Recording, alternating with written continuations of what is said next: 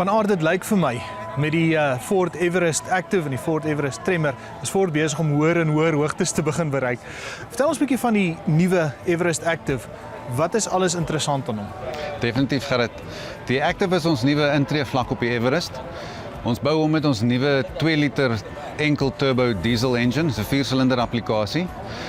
Anders as die vorige enkel turbo diesel applikasie wat ons gehad het, is dit nou variable geometry turbo en ons gaan na die 10-spoed radkas toe waar ons voorheen die enkel turbo saam met 'n 6-spoed outomatiese radkas gehad het.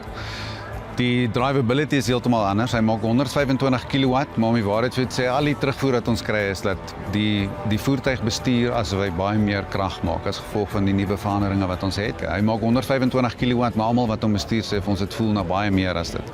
Natuurlik brandstof effektief omdat hy nou die 4-silinder diesel is en dit is ook 'n ketting-applikasie vir die camp timing. So baie mense het daaroor 'n paar dinge om te sê, maar as Ford is dit iets wat ons nou maar net verander het met die nuwe.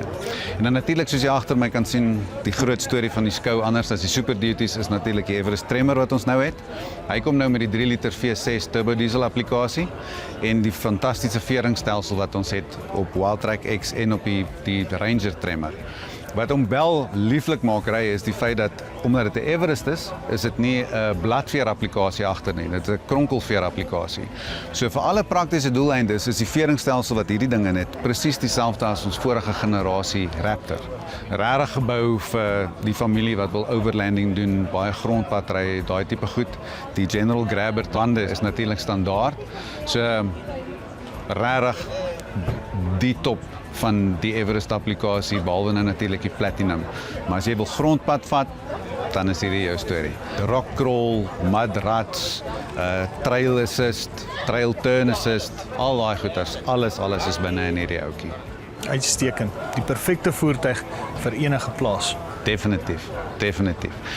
Pa kom vir die Super Duty en ma kom vir die Tremor. Van aard, lekker om met jou te gesels. Enige tyd is altyd lekker, Gerrit.